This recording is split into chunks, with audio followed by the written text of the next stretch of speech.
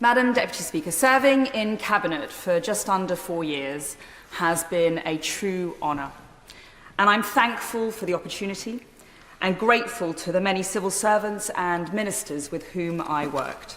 We achieved a great deal in the last 12 months. Landmark legislation in the Public Order Act and the National Security Act. 20,000 new police officers, more than England and Wales have ever seen before. One of the largest ever pay rises for the police. Greater powers to dismiss rogue officers, and a review of the legal protections to empower our brave firearms officers. But, Madam Deputy Speaker, I want to talk about the crisis on which I spent more time working than any other. Mass, uncontrolled, illegal immigration.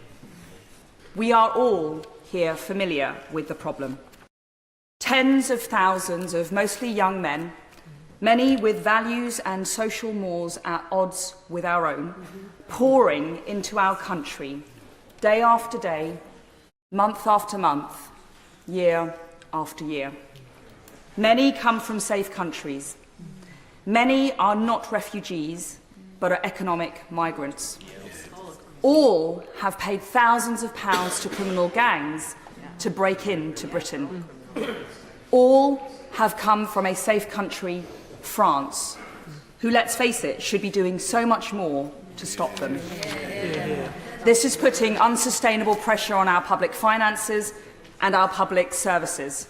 It's straining community cohesion, jeopardising national security and harming public safety. The British people all understand this, Madam Deputy Speaker.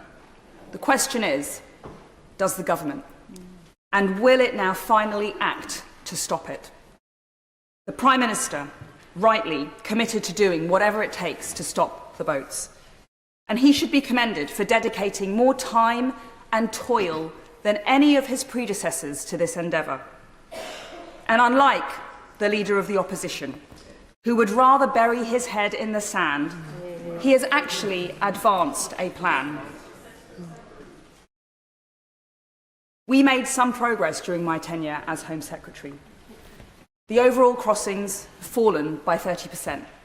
The number of illegal Albanian arrivals down by 90%. And we were starting to close down asylum hotels. But, Madam Deputy Speaker, crossings are down is not the same as stopping the boats. And as Home Secretary, I consistently advocated for legislative measures that would have secured the delivery of our Rwanda partnership as soon as the bill became law. Last summer, following defeat in the Court of Appeal, I advised that we should scrap rather than continue passage of the Illegal Migration Act bill in favour of a more robust alternative that excluded international and human rights laws. When that was rejected, I urged that we needed to work up a credible Plan B in the event of a Supreme Court loss. Following defeat in the Supreme Court, the Prime Minister has finally agreed to introduce emergency legislation, and I welcome his decision. But, Madam Deputy Speaker, it is now 3 weeks on from that judgment, and we are yet to see a bill. I'm told its publication is imminent, but we are running out of time. This is an emergency, and we need to see the bill now. Madam Deputy Speaker, my deeper concern, however, relates to the substance of what may be in that bill. Previous attempts have failed because they did not address the root cause of the problem. Expansive human rights laws, flowing from the European Convention on Human Rights, replicated in Labour's Human Rights Act, are being interpreted elastically by courts, domestic and foreign, to literally prevent our Rwanda plan from getting off the ground. And this problem relates to so much more than just illegal arrivals. From my time as Home Secretary, I can say that the same human rights framework is producing insanities that the public would scarcely believe. Foreign terrorists we can't deport because of their human rights. Terrorists we have to let back in because of their human rights. Foreign rapists and paedophiles who should have been removed but are released back into the community only to reoffend. Yep, because of their human rights.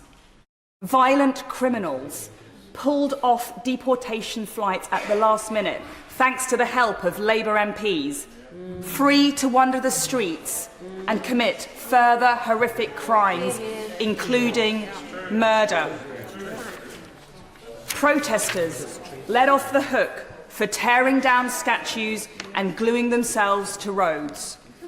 And our brave military veterans harassed through the courts some 40 years after their service. Madam Deputy Speaker, it is no secret that I support leaving the European Convention on Human Rights and replacing the Human Rights Act with a British Bill of Rights that protects the vulnerable and our national security and finishes the job of Brexit by extricating us from the foreign court and restores real parliamentary supremacy. But I accept that the government won't do that and that it is a debate for another day. And crucially, when it comes to stopping the boats now, leaving the ECHR is not the only way to cut the Gordian knot. Emergency legislation would enable this only if it meets the following tests. Firstly, the bill must address the Supreme Court's concerns about the safety of Rwanda. Secondly, the bill must enable flights before the next election by blocking off all routes of challenge. The powers to detain and remove must be exercisable, notwithstanding the Human Rights Act, the European Convention on Human Rights, the Refugee Convention, and all other international law. Thirdly, the bill must remedy deficiencies in the Illegal Migration Act to ensure that removals can take place within days, rather than allowing individual claims and challenges which drag on for months. Fourth, the bill must enable the administrative detention of illegal arrivals until they are removed. And just as we rapidly built Nightingale hospitals to deal with COVID, so we must build Nightingale-style detention facilities to deliver the necessary capacity. Greece and Turkey have done so. Greece and Turkey have done so. And the only way to do this, as I advocated for in government, is with the support of the Ministry of Defence. Fifth, Parliament must be prepared to sit over Christmas to get this bill done.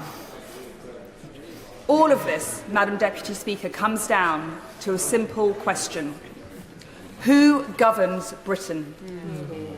Where does ultimate authority for the UK lie? Is it with the British people and their elected representatives? Or is it in the vague, shifting and unaccountable concept of international law? On Monday, Madam Deputy Speaker, the Prime Minister announced measures that start to better reflect public frustration on legal migration. He can now follow that up with a bill that reflects public fury on illegal migration and actually stop the boats. Finally, Madam Deputy Speaker, it is now or never. The Conservative Party faces electoral oblivion in a matter of months if we introduce... The Conservative Party faces electoral oblivion in a matter of months if we introduce yet another bill destined to fail. Do we fight for sovereignty, or do we let our party die? Now, I may not have always found the right words in the past, Madam Deputy Speaker, but I refuse to sit by and allow us to fail. The trust that millions of people placed in us cannot be discarded as an inconvenient detail.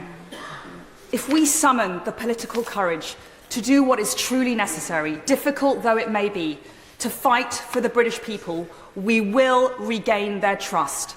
And if the Prime Minister leads that fight, he has my total support. Thank you.